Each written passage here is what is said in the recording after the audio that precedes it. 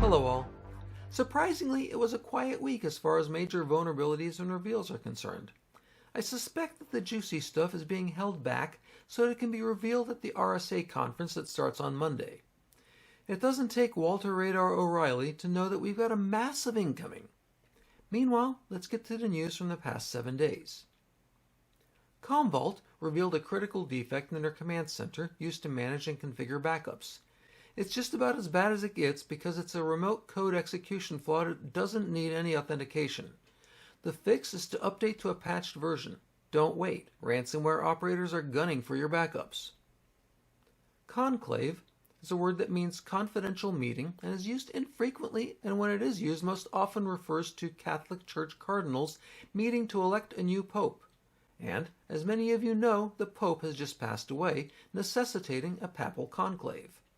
135 of the 252 cardinals will gather in the next 15 days or so in private to debate, maneuver, and pray for wisdom in their selection of the next leader of 1.4 billion Catholic faithful. Why am I bringing this up, you ask? Imagine the scope of needing to secure this process. What technology will be used? How, when, and why?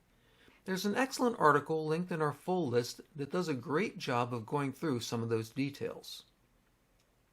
Erlang OTP SSH vulnerability is the gift that keeps on giving. This week, it was revealed that Cisco has at least 5 different products affected by this critical defect that can enable a threat actor full remote code execution. Check the alert and patch or mitigate immediately if you have affected products. SAP has issued an emergency update to plug a 0-day hole in NetWeaver's no-code Visual Composer app building tool. This one is also a critical defect, so log into your SAP portal since the details and fix are behind a paywall, and check for updates immediately.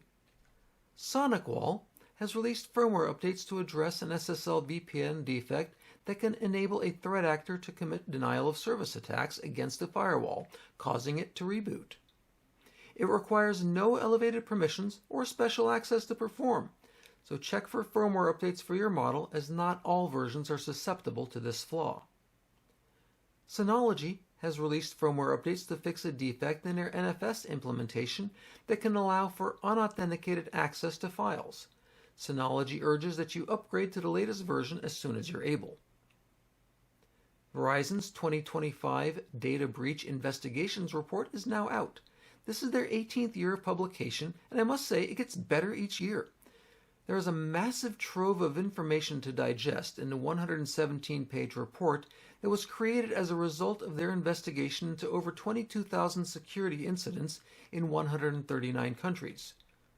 Additionally, several other vendors have released their 2025 Q1 reports that describe current trends and tactics being employed by dirtbags worldwide.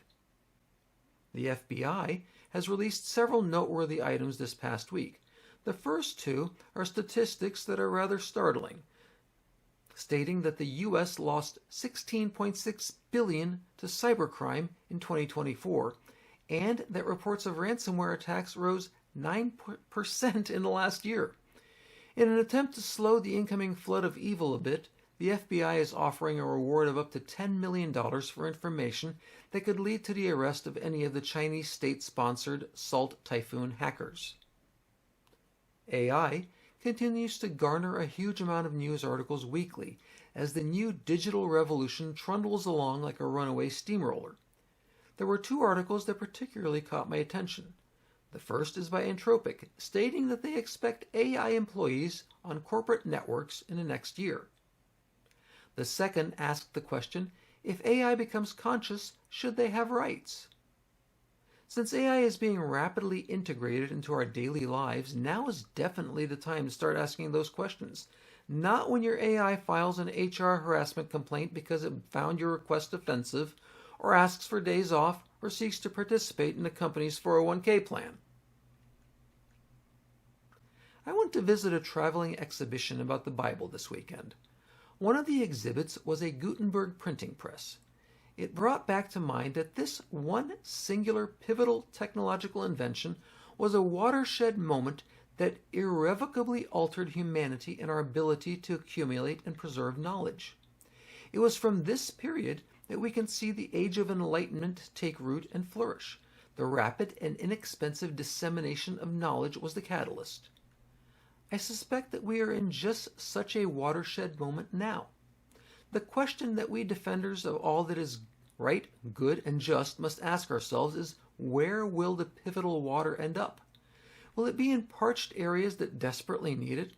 Or will it cause massive harm, flooding over systems that cannot handle the volume and speed of change, leaving chaos and ruin? The AI pivotal moment is nigh. I, for one, am rooting for the good guys. Keep the shields up.